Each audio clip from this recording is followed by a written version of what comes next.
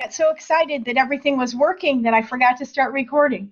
So the other thing that we do know, and this is from a study that the results came out actually yesterday from the Baltimore Longitudinal Study on Aging, and what they're saying in this study, and the implications of this study are huge.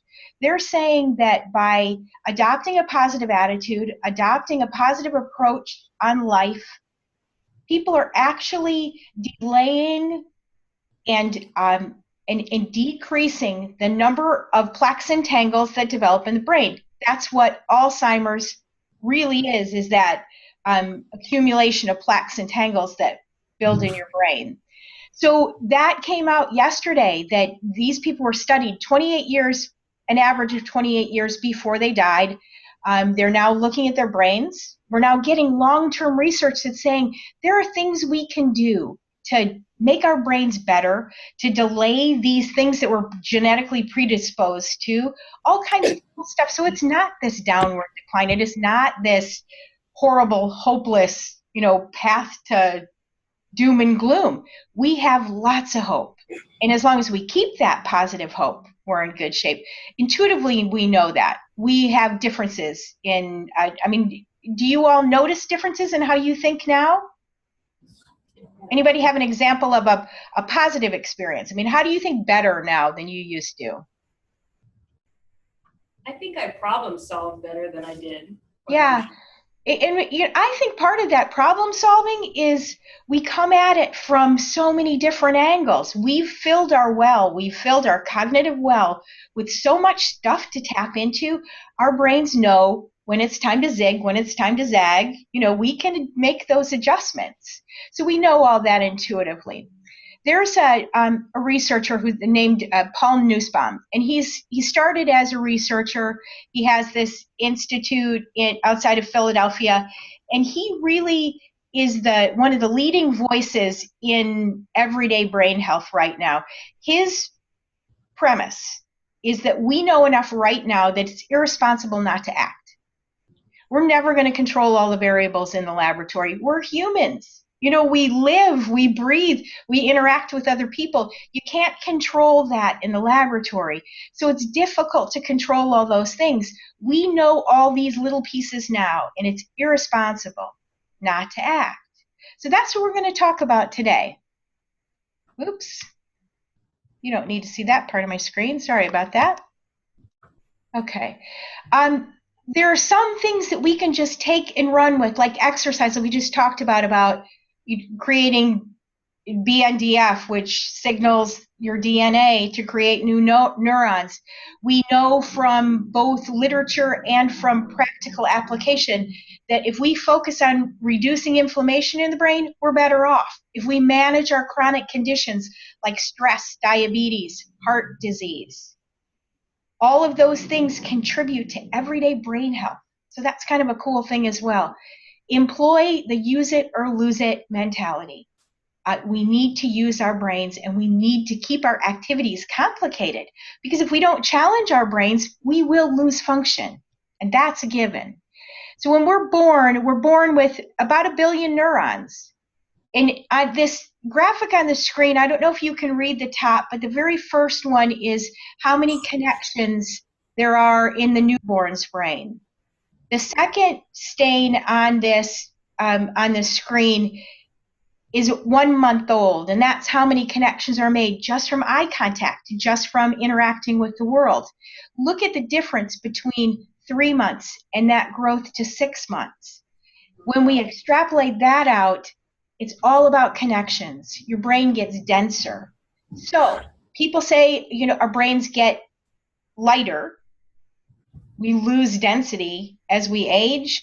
We're not really losing. We lose water, that's for sure. Everything in your body loses water. However, you can rebuild those connections and rebuild the density and the weight in your brain.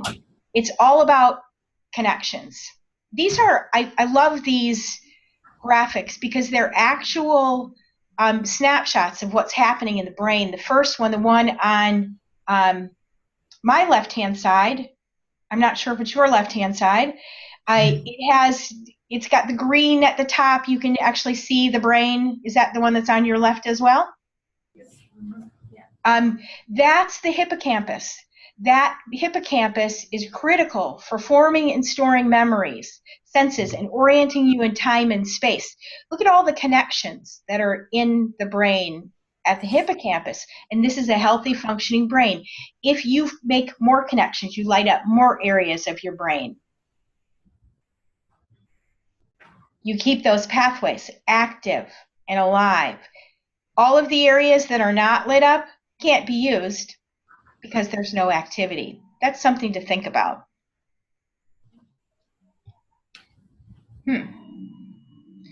Okay, so we're going to talk about the use it or lose it mentality and focus on making connections in the brain, because our job as we age is to both keep those connections active and alive and to make new connections so that we can prepare for when things happen. It's not really a matter of if something happens. Things do happen. You know, people fall and hit their head. You go and you have anesthesia. You have chemotherapy. You take some other kind of antibiotic that changes the way your brain functions. You get under extreme stress. All of those things, those daily things, in addition to stroke, disease, all of those things also change how you think. So we want to make as many connections as possible so that your brain knows that it's possible to think about something in a variety of ways. So how can you make those things that you're already doing every day brain healthy activities? You can shake them up, mix them up, do things in a novel way, do new things, do old things in a novel way, make slight changes. We'll talk about a lot of those in the next minutes. Complicate them. So when you add more things, for example, if you add music to an exercise routine, you're lighting up another area of your brain. Think about how your brain works and how you're working with your brain and where you're leading it. And turn up the noise on your senses. Okay, those are the three things we're going to talk about. Shake it up, complicate things, and turn up the noise on your senses. And in a minute, I'm going to ask you, so think about things that you do every day, and we're going to talk about how you can shake them up, how you can make them complicated, and how you can turn up the noise on your senses. But let me give you an example of something that we do every day. Everyone has to eat. So we don't necessarily think of eating as a brain healthy activity, but if you focus your attention, you can make it a brain healthy activity. So on the screen, you see a tomato. And we're going to do this just with our imagination. Research is showing that you can light up the same areas of your brain when you just imagine doing an activity and when you actually do that activity. So the same areas light up. You can nourish your brain, keep that active and alive just by thinking about doing something. So the easiest way to do this is to cut off your primary sense, which is your eyes. So if you would close your eyes, imagine that you're holding a tomato in your hand, okay? Roll it around in your fingers and feel what that feels like. Imagine what that feels like in your fingers, the smooth outside skin. When you roll it around and your thumb hits that bump in the middle where the stem comes out, there's a texture change. Think about all of those tactile senses. Imagine you're taking that tomato, putting it up to your mouth, and taking a bite out of it. What happens then? What do you hear? You hear the squish? Can you feel the resistance of the skin on your teeth?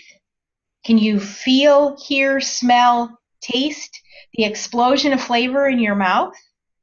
Think about all those areas in your brain that you're activating. Every single one of your senses, you're turning up the noise on your senses. So continue that exercise. Keep chewing that piece of tomato. How does that change? How does the experience change for you?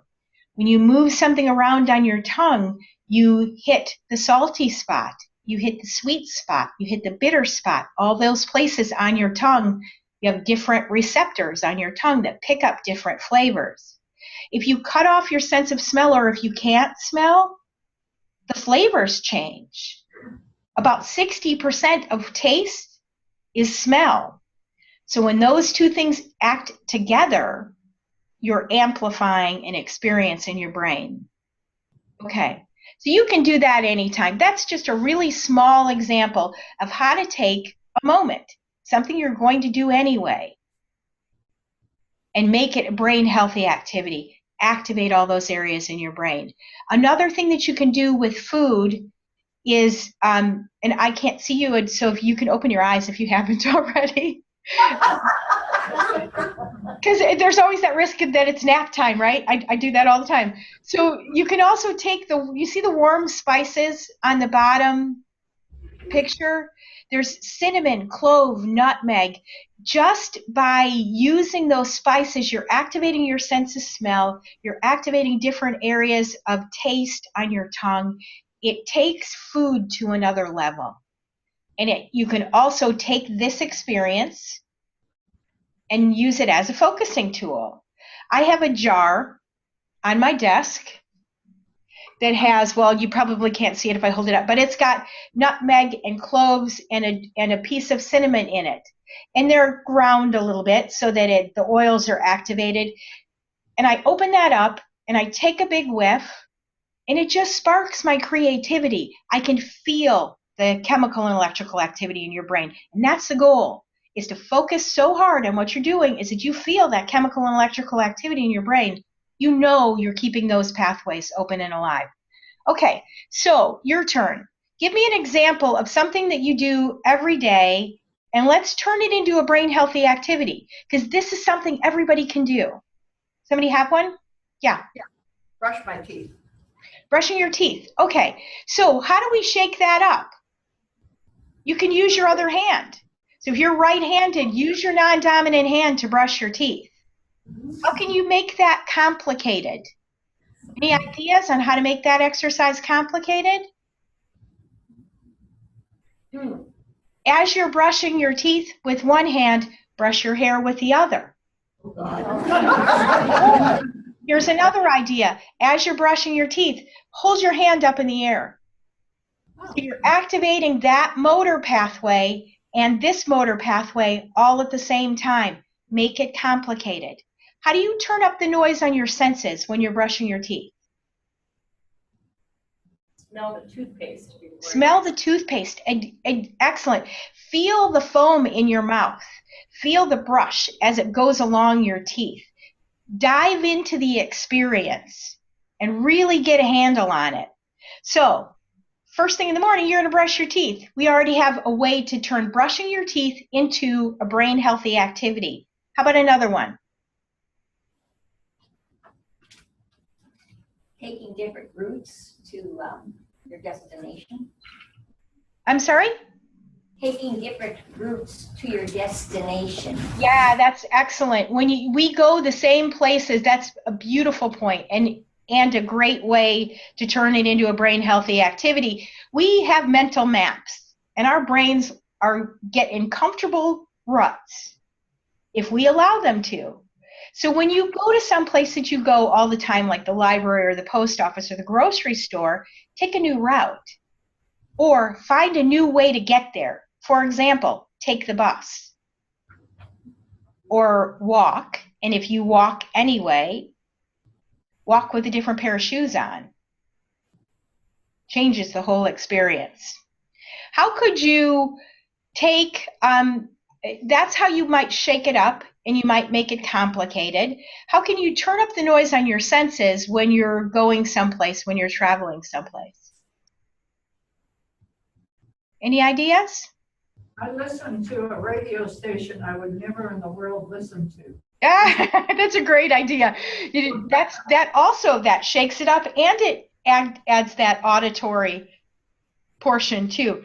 I sometimes listen to audiobooks or podcasts, or there's a station on XM radio that is a conglomeration of all the NPR little shows, all the podcasts on NPR.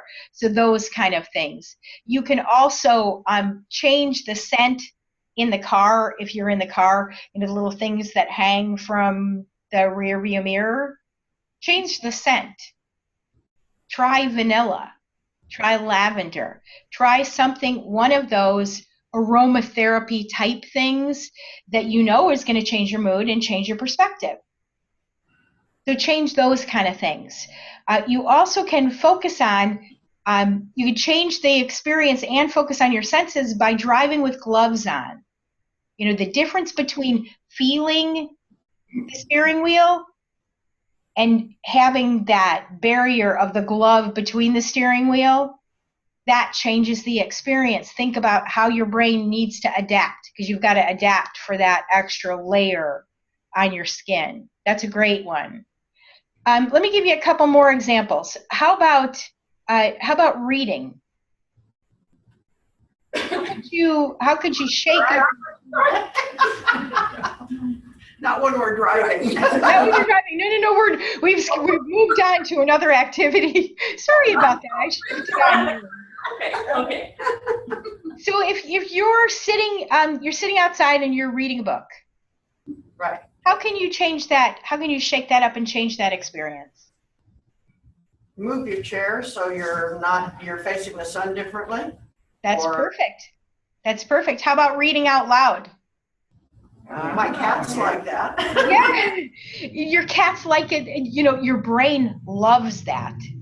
Reading out loud is one of the best brain nourishing activities that you can do, because you're activating language sensors, you're activating the motor sensors that allow you to vocalize, you're focusing your eyes, you have to focus on intonation, and you've got to look at meaning more closely when you're reading out loud, because we self-judge.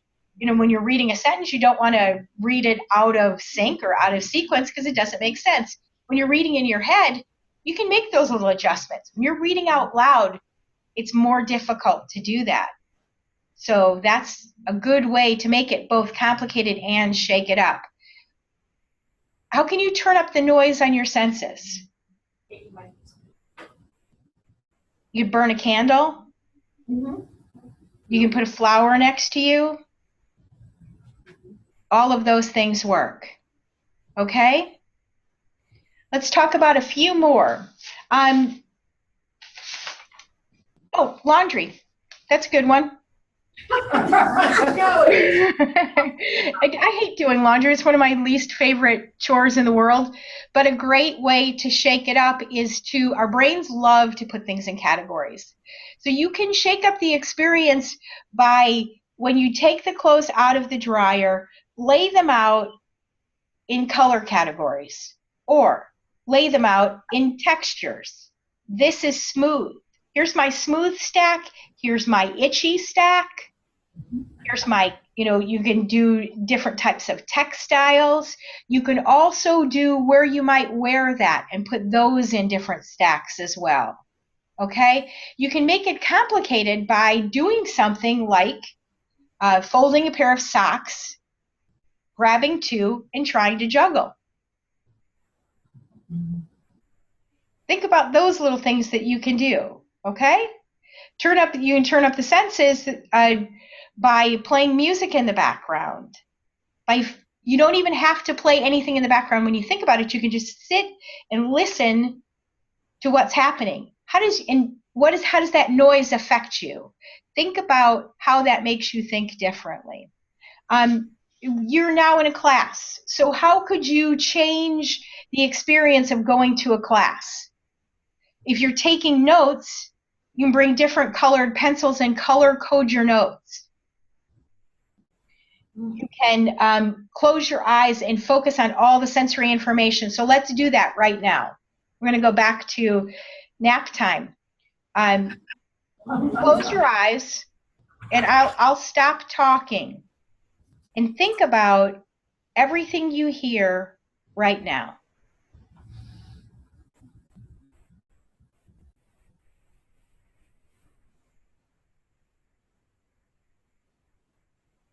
Now shift your attention. Think about how your skin feels. Are you wearing a sweater? Is something rubbing against your skin? Can you feel the air on your skin?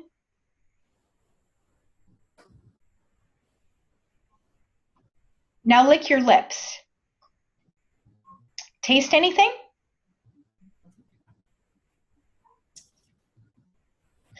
Take a deep breath in through your nose. What do you smell?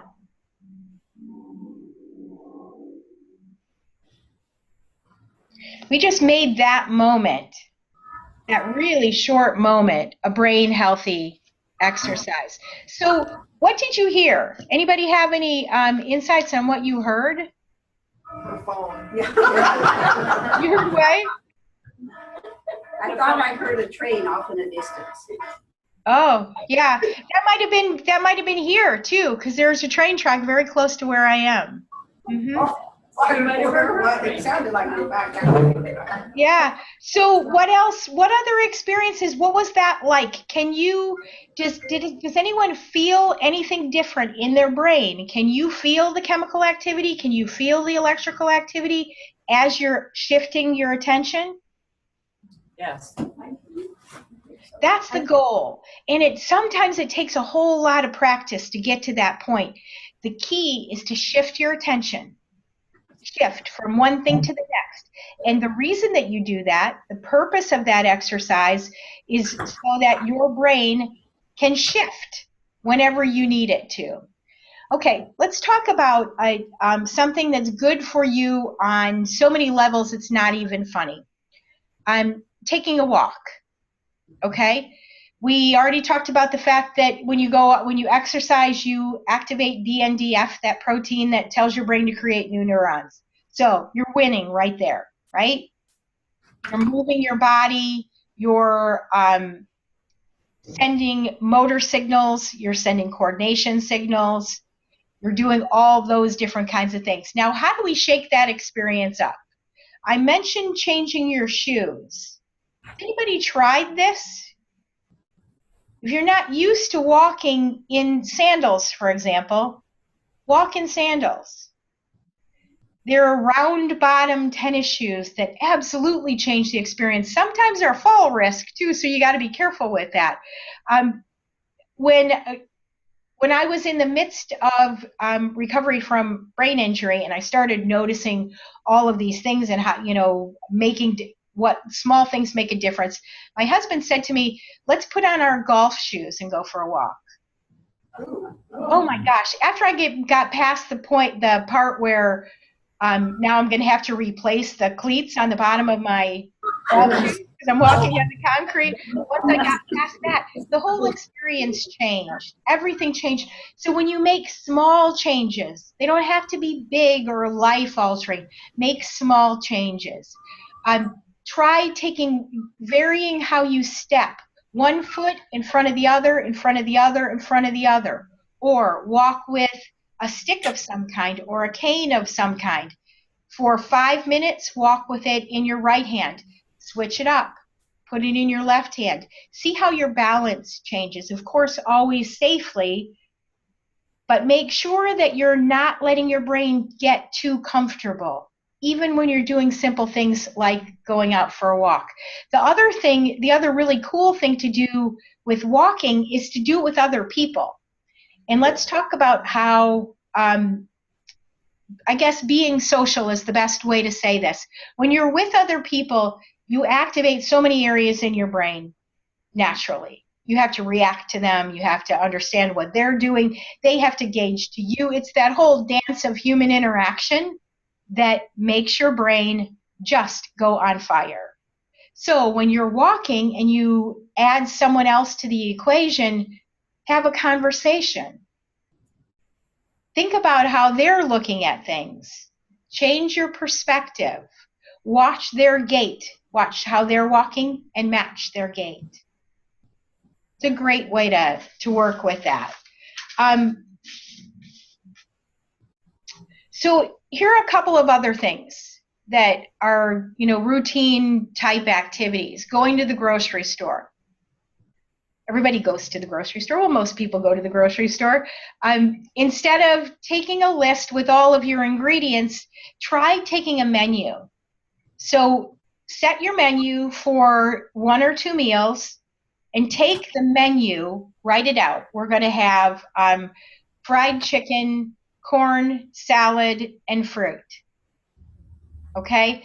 So each one of those things have different ingredients that you need to buy at the grocery store. So when you're going through the store, you need to strategically point yourself to different areas. Think in different ways. Go to the farmer's market. You have a farmer's market in your area? Yeah, there's or a specialty market. The best way to learn about an ingredient and really make an ingredient come alive is to go to the specialist, like go to the Italian deli and ask the person behind the counter what their favorite way to use that ingredient is, and give it a try. Try new things, new flavors, new textures. Food is an amazing thing to play with. Okay. Are all of you on email? Yes. Good. Switch, when you check your email, switch the hand that you use for, if you're on your computer. So if you're right-handed, your tendency is going to be to use the mouse with your right hand. Use your left hand for the mouse.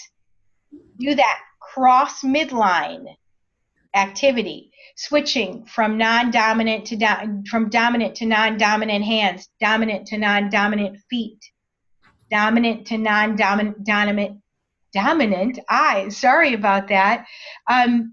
Type with just your thumbs. Oh. Yeah, give that a shot. You can change the settings on your screen. I'm sorry, did someone want to say something? I wanted to mention that one of the things I do, especially when I want to remember something, I have a way I cross my hands, put my fingers together. I do it the other way.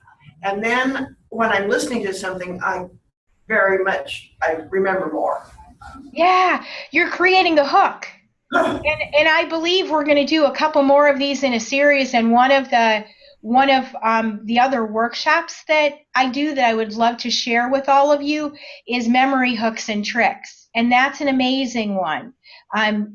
Doing something with your hands, positioning your body, whatever you do, and that creates a hook for memory. So that's a great thing to do. Try typing one-handed. Oh, I can do that. Yeah. The other thing that makes me absolutely crazy, but absolutely makes me think, is when I go on my computer, I change where the menu bar is. It's usually on the bottom. When I move my menu bar to the side, it switches my entire perspective on the screen on my computer, which is where I spend 80% of my day. So I'm just changing my view just slightly. So those minor changes. Okay.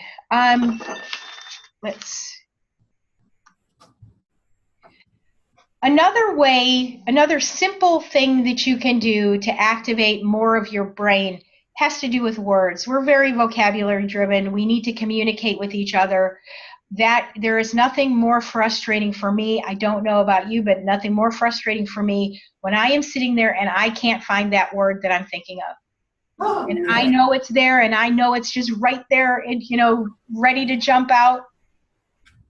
Doing word exercises within the context of your life, within the context of everyday activities, help you build your categories and make it all bigger. So maybe you're not going to find the perfect word, but you're going to get close.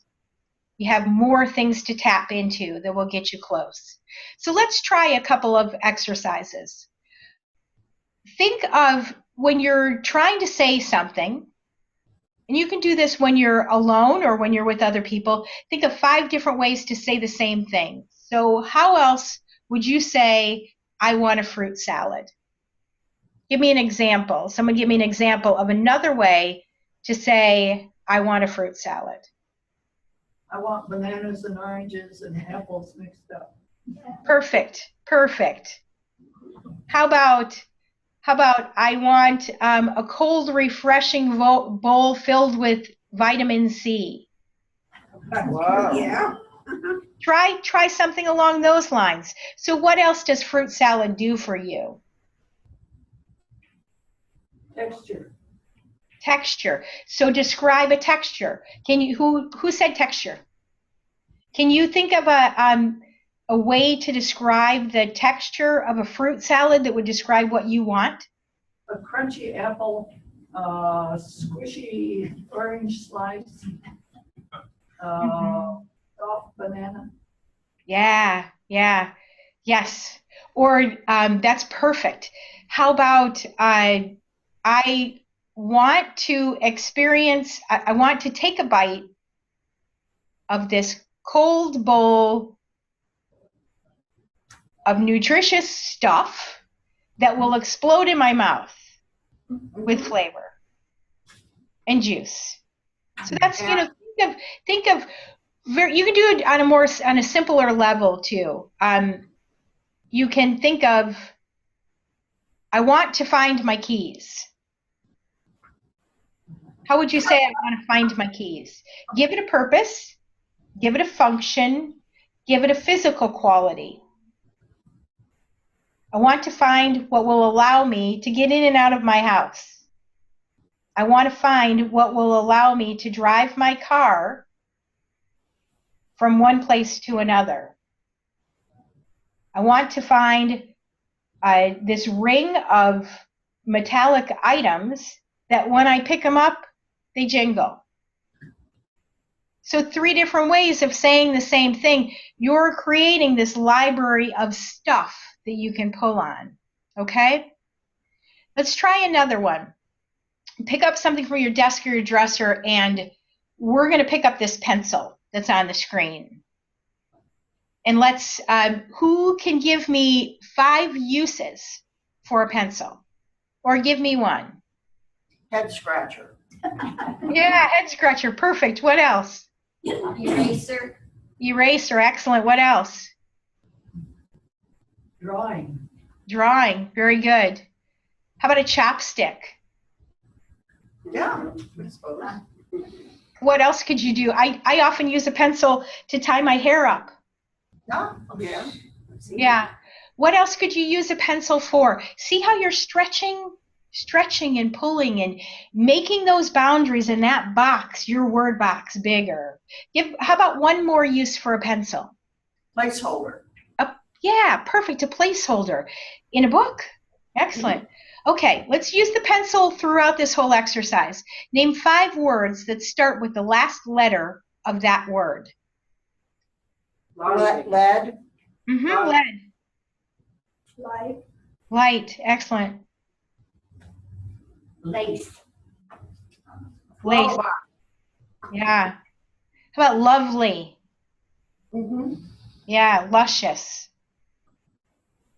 Move beyond, right? Okay, think of a category that item belongs in. And then name 5 other items that belong in that category. What category does a pencil belong in? A writing instrument. Okay, great. What other items fit in writing instruments? Pen. Uh-huh. A crayon. Uh-huh. Paper. Chalk. Chalk, beautiful, yeah. We got 5. Marker. Marker. Mm-hmm. Sharpie. Sharpie. Excellent. Yeah, different kind of marker. So do this routinely. This is the kind of thing that you can do every day that will really help you build your well of words. It also challenges your brain to sift, sort, and categorize. And the more you practice that skill, the better you're going to be at word retrieval and avoid that frustration. You can also play with words while you're in line at the grocery store. Okay? This was yesterday. The one on the left was yesterday when I was checking out at my local Vons. I don't know what version of Safeway you have in Oregon, but we have Vons in Southern California. And I took a picture of this on the left. So take a look at all of those words, and can you make a sentence? Rearrange those words and make a sentence with those words. On the left. On the left, yeah. The signs that are hanging above the self-checkout. Making a wish for a cure makes a difference. That's beautiful. Perfect. Challenge yourself to do things like that. Rearrange what's right in front of you. Okay, now this is a magazine that I picked up and snapped a picture. I do a lot of this stuff as I walk through. I make brain games that have photos in them. Because the concept is, if you practice skills in the context of your life, things that you might see in your everyday life, you're more likely to use them, and you're more likely to employ those tactics. So when I create games, I walk around with my camera on my phone because it's easy. And I hold it up next to my head. You're seeing what I see. I picked up this magazine a couple of days ago. So the letters on the top are red. Can you rearrange letters in these sentences to make a word that represents the word red, that makes you think of red?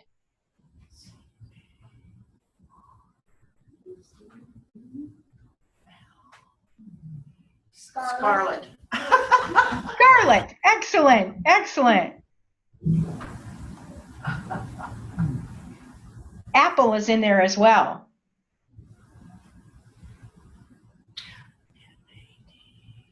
Daisy is in there as well. Is Rose in there? No. So think of, while you're standing in line at the grocery store, make up a word game. Take the word summer and see, by the time the next person moves up 2 steps, how many words can you come up with in, or put 2 together, like summer style? Rearrange the letters, and how many 3-letter words can you come up with in summer style? Okay? Challenge yourself to think of those kind of things. When you're out, there are signs everywhere. Okay? Again, on the one on the left, we have 2 colors. On the bottom, we have blue and we've got red. Anything that you think of that has blue and red in it? The flag. The flag. What else? Purple. School colors. Purple. Excellent. Excellent. Yeah. So all of those, that's another way to shift the game and to make it more interesting. Figure out what's right in front of you and use it differently.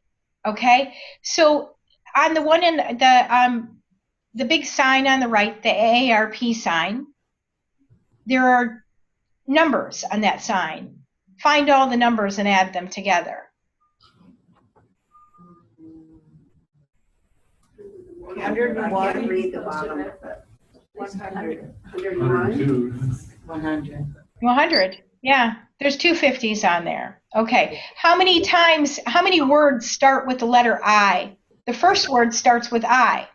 How many words on this sign start with the letter I? 40. Yeah, 40. Yeah. Okay. How many words on this sign have to do with movement?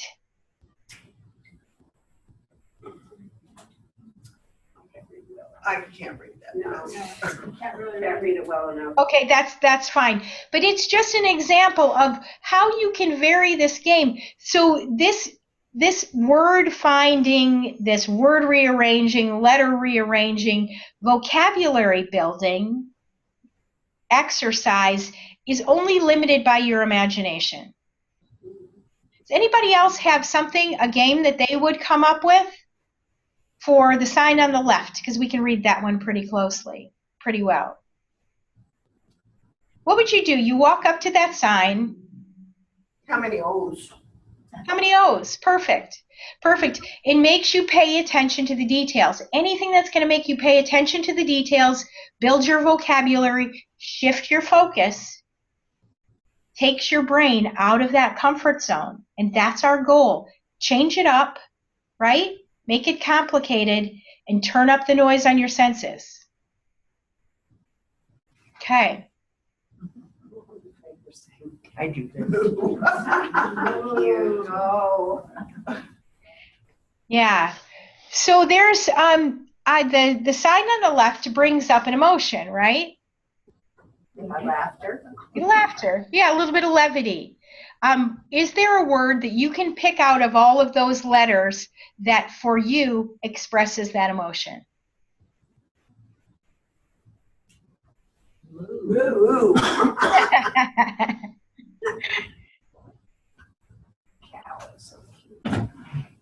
Yeah. So that's another way to look at it is you take what's in front of you, look at how it makes you feel, and then create a little word game that goes along with that feeling. Okay? Shift your attention. Make it complicated, shake it up, turn up the noise. On the right, there are things that you can, you want to see what's different and what's the same, right? Are each of these signs exactly the same? Except for the ears. Except for the ears, exactly. So notice the small changes. Okay, let's talk about laughter. Laughter is one of the most complicated brain processes you can possibly imagine. This picture here is a functional MRI, an MRI of the brain in motion of someone laughing. Look at how many areas of the brain are lit up when we laugh. So one of the things that you can do to make to support your everyday brain health is to infuse more laughter in your life. Find more ways to laugh. And you're using all of those areas of your brain. Think about the steps and the processes that you need to activate to understand a joke when someone is telling you a joke. Okay? Timing, right? Language. You have to understand what someone's saying. You have to understand that jokes always have a rhythm. You need to follow the joke. You need to fill in all the details. You need to gauge your reaction. You need to gauge the other person's reaction. Telling a joke is so complicated. Laughter takes that up another notch. Laughter is one of the ways that we activate more areas of our brain. So there's some suggestions that about how to do extra things to bring laughter into your life. You can have a party and have everyone bring one funny story. Give each guest a scoring sheet and take turns telling the stories. Pick out the funny elements in each story and hand out prizes based on all those funny elements. You're adding laughter to your life. You're making your life more complicated. You're being social. You're adding all those things that fire up all the activity in your brain just by doing that one activity. Anybody else have any other suggestions about how to infuse more laughter in your life? One of the things I did not too long ago is I went to a laughter yoga. Oh, cool. How did that make you feel? I was euphoric by the time we're done because it was just, all we did was laugh. Yeah. You know, and we did silly things to make ourselves laugh. Mm-hmm. We laid down on the floor after we'd been laughing for a while, and somebody snorted, and we all started laughing. Yeah. So, you know, you can make yourself laugh, and your brain doesn't know the difference between a real laugh from a joke or a laugh that you just engender in yourself. Yes, and the laugh that you engender in yourself, that's a perfect example. When you create that laughter, you're signaling all the chemicals in your brain to start firing. So the electrical activities start firing and all the chemicals just start flowing. So when you trigger your dopamine, serotonin, norepinephrine, and actually if it's something that you absolutely love to do, you're triggering oxytocin as well, you're nourishing your brain. And it's this huge, wonderful, self-fulfilling prophecy. When you make yourself feel good, you're bathing your brain with this great bath of neurochemicals, and you're keeping your brain healthy, you're opening new pathways, and you're exactly right. You can create that laughter in your life. Start the chemical and electrical process, and it feeds off itself. And that euphoria is something that you can create for yourself anytime you choose. Okay? So the last thing that on the list of things to do is to turn up the noise on your senses.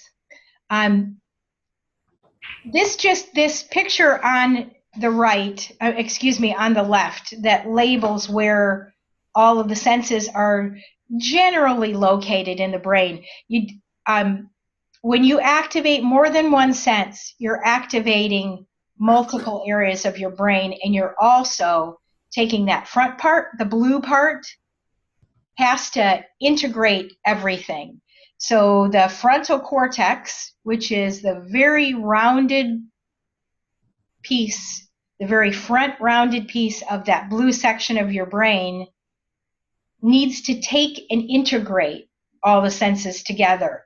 So think about when you activate vision, when you're looking at something and you're feeling the texture at the same time. Okay? So look at something that's right in front of you. What do you have right in front of you? I have a pen, so I've got a pen in my hand. I'm looking at the pen and I'm rolling it around in my fingers. Okay? So when I do that, I'm activating the vision section, which is that very back pink part. I'm activating touch, which is the front top part of the yellow section that's labeled on the brain.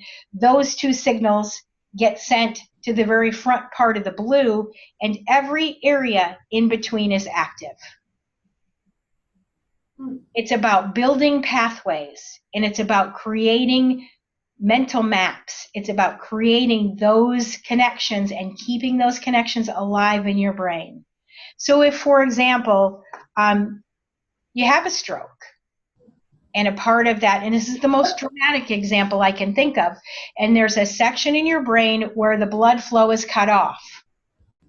There's a cascading thing that happens that all those connections down the line turn off and they get separated. They all get pulled apart.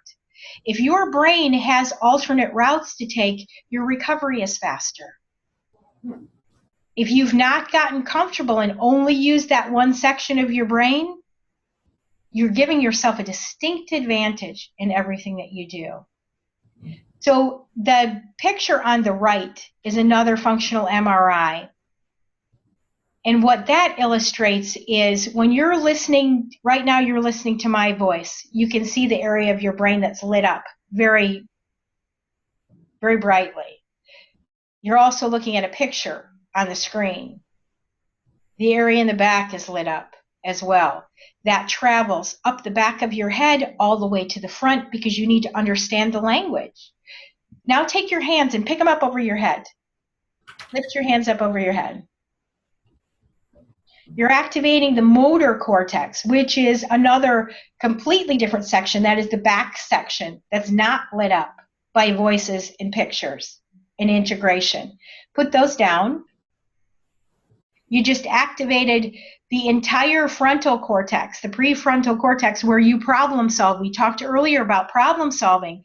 As we age, as we go 55 and above, the most developed parts of our brain are in that prefrontal cortex and that's why we can problem solve better. We have multiple ways to think about things. Think about all of that and put that in context. So, the keys to everyday brain health are make those things you do your everyday brain activity, your everyday activities, brain healthy activities, by shaking them up, making them complicated, and turning up the noise on your senses. This is my book, Being Brain Healthy. And how are we doing on time? Do we have time for questions? Oh, I think we do. Time for questions. Sorry about that. I didn't leave a whole lot of time. My book, Being Brain Healthy, is available on Amazon and Audible, and it's available on ebook. But if you want to read more, I have brain blogs on craniumcrunches.com and rollingmulliganpublishing.com. And what I'm going to do at the end of this is I'll take all of the activities that we talked about, including, because I recorded this, so I will go back and I'll get all of the activities that you mentioned, all that I mentioned, and make 2 more slides and send you this PowerPoint so that you have examples of how to make everyday activities brain healthy activities. Great, Thank you. Any questions? I have one. Yes. You were talking about focusing and concentrating. Yes. What does the effect of multitasking have to do with that, and what are the benefits and the cons of that? I find that I'm less able to do multitasking as I age. Yeah, and I think that's a really great question, and it's multi-layered. And I am of 2 minds about multitasking personally. I think that when we're rebuilding skills and when you really need to focus on one thing, focus on that one thing and make sure you control your environment if it's critical. If you're talking about nourishing your brain and you're talking about activating all of those things in your brain, I think that the whole is greater than the sum of the parts. So when you tear apart a big activity, do you understand what I'm saying? When you don't multitask, when you say, I must not multitask because it's evil and bad and it's going to make me be less efficient, if your goal is to have a healthy, active, nourished brain, multitasking is critical. Not being critical of yourself is the key. So multitasking in a task where you're not going to judge, oh, I'm good, I'm bad, I'm indifferent. I'm nourishing my brain. I feel the activity. So take that in context. Young people are not able to, I think I could multitask much better when I was younger, but I bet I couldn't. I bet I was just less judgmental of what I missed and what I didn't. To be real honest, and if you think about it, our brains were meant to do more than one thing at a time. We weren't really meant to focus that well. We're not wired that way. If your goal is to do one thing and do it to perfection, control your environment. If your goal is to have a healthy, nourished brain, add as much as you can. Did that answer your question or confuse the issue? No, I think that gave me an idea. Yeah, and I know that there's been a lot of popular literature that comes out saying that multitasking is bad for us. Multitasking is not something that you should do. Personally, if you have a job like an accountant, don't, especially if you're my accountant, don't multitask because you're going to make a mistake, But if you're not, you have more color, more quality, more elements to enjoy in your life when you add more together. Anybody else? I heard something very interesting the other day, that as young people below the age of 35, we can only use one side of our brain at a time. As we age and as we get over 55, we're able to actually access both sides of our brain at the same time, which may give us better reasoning ability, may give us better problem solving. But it made me feel better. Whatever it gave me, it made me feel better. Yes, and that's the whole thing. I know intuitively, nobody has to scan my brain. No one had to take a scan of my brain when I was 24 and now my brain when I'm 56 to tell me that I do something so much better now than I could have even dreamt of when I was 24. Nobody needs to tell me that. No one needs to show me scans or some kind of proof. I know that. And I think there are some tasks that we get better. One of the things, I read a book that I highly, highly, highly recommend. It's The Secret Life of the Grown-Up Brain. And it's an amazing book. And that one of the things that they said in that book is that young people often forget names, often forget words. They just don't judge themselves as much as we do. You know, if you look at a young person, and when they can't think of exactly what they want to say, they say whatever and move on to the next. We beat ourselves up. Yeah, we say, "Oh my God, I have Alzheimer's. I'm doomed for the rest of my life, never to think well again." You know, all of those things. It's just not true. Just give yourself a break. Don't care so much. Thank you. We're more than out of time. I'm sorry to keep you over. Oh, no, thank you for staying with us. And I know I hope we're going to be hearing some more of your talks as the spring comes along. I know Yes. we have 3 that I'll talk to you about. So we'll get some more information from you as the spring. Absolutely. And any feedback that you have for me, I am completely open. I don't have a lot of ego in this. I just really want it to be valuable for the people on the other end. Okay? Thank you, Ruth. Thank you. Have a wonderful day. Bye-bye. Bye. Bye. Yeah, that's good. Well, the technology, it's amazing.